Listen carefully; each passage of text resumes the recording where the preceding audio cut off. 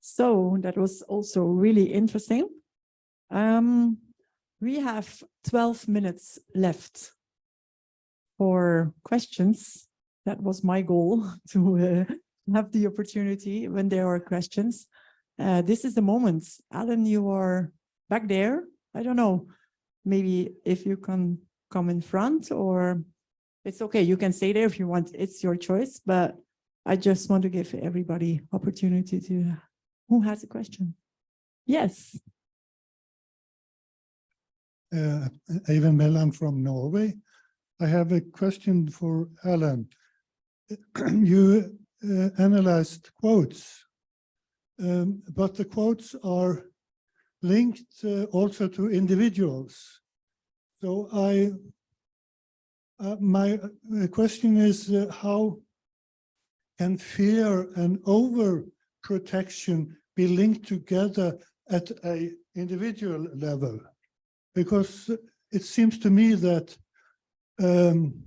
overprotection can be fueled by overt fear. Yeah, I mean, they can certainly be connected, and that's good. I really just trying to make the point that the motivation for parental alienation can be complicated, and it can involve more than one simple motivation, that it's usually probably 2 or 3 or 4 converging, and that's probably one of the reasons why it's difficult to pinpoint, describe, identify, and even treat sometimes, because the motivation behind it can be complicated and convoluted. I hope that's an answer for you. Yeah. I have a question for Moran. I'm president of a family court in Switzerland, and I'm also a judge. So I was wondering, how can I accommodate in our processes the ADHD of clients, in the way I communicate or in the way I manage the processes? What do you think? Good question, actually. Yeah, as she said, I think you have to combine both, because it's gonna help you to reach the people with ADHD faster and in a better way. You need to understand that people with ADHD, they think differently. I can give only example of myself. When you started talking, my brain just ran into the end of the sentence without even knowing what you are going to say, because I have so many options. And I was thinking about the answer before you even finish the question. So people with ADHD need to have short sentences, very compassionate approach, and with very simple words. Thank you. I forgot the word. With very simple words. That's it. Great. Yeah, I think maybe I can just give that. It has to be short and it has to be concrete, because most of them just are so insecure because they don't know if they act right. So if you just say what they need to do, most of the times they do. But it's so, for them, it's so complicated. And most of the words also in courts is too complicated. It's too complicated. They don't see the puzzle. Yeah, this is why the clients in my law firm, we are helping them through the divorce proceedings by walking with them step by step. We're talking with them before the court hearings, during the court hearings, and after the court hearings.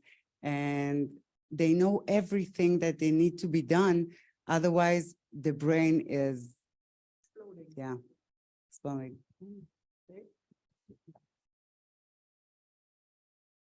Yeah, our wordings of our the wordings of our verdicts, they have to be appropriate for the next court. So it must be pretty complicated, you know, in terms of legal formulation or legal wording. But I have great experience, or a great or my experience is very positive to verbally explain the verdict before sending them by mail. So they can even ask questions and I can use a different wording.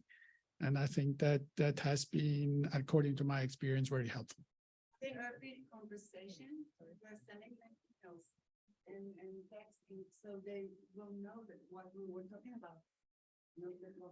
I think the fact that you ask the question is a sign that you're really conscious in that. Yeah. I guess a lot of your colleagues don't. So I think it's a good idea. Maybe you have ADHD or not, but very short. Oh, okay. That's why. So, but maybe we can very short and a very good assignment for your colleagues is to say to them, say what you want to say in a short and simple way for people. Because I think you are conscious because you're a father of 5 children with ADHD, but a lot of your colleagues are not. So spread the word. Okay, other questions? Yes, Joseph. Thank you for this very valuable contribution. Am I right that we probably mistreat a lot of people as narcissists who are ADHD people? Yeah, probably not only that.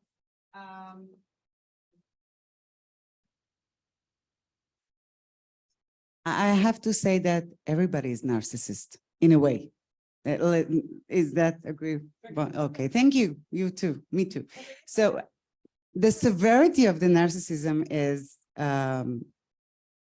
different in everybody's lives. And I think that a lot of times we miss communicating the word narcissist and try to describe a person without even being narcissist. So yes, I think there is a bit of confusion between a narcissist and ADHD, but you have to understand that people with ADHD who are not treated can become more narcissist, more anxious, more depressed person, and more violent person. This is why we're seeing more and more parental alienation. And I don't think it only consistent to the emotional state of mind, but the ADHD that is a person's life.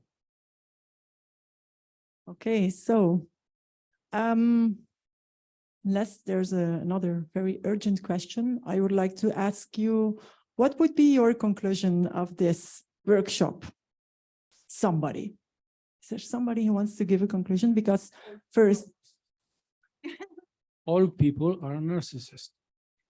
well, we hear it a lot, but I think if we look to the attachment styles, to the motivational beliefs, which I could link to the negative cognitions of people with trauma also. Then we heard Melanie, she gave a lot of experience about disorders and how they are induced by parents. Then I was thinking, okay, parents who have their own history. And then we have, in the conclusion, we have Moran with the fact about ADHD and how necessary it is that people are aware of it. So, and also people in court. Yes. Yes, it captures everything. So I will have to deal with, yes. Say, my personal. Yes. People in the law system, especially judges and maybe lawyers, and they should learn much more about it, because they attach, in my opinion, a system that doesn't work, situation that will not work in their system. So If they don't, if they don't know psychology enough. Yes, I understand. Yes. Yes, even, yeah, that's also my, yes, that's also my conclusion. Yes. Extra attentions need to be exercised by those in the, diagnosing. Extra attention needs to be exercised by those diagnosing parental alienation so that it can caught in time by the judicial authorities and help to be stopped. Thank you. Well, for me, we can break the circle, so let us break the circle. Wow, that's a fantastic. Everybody-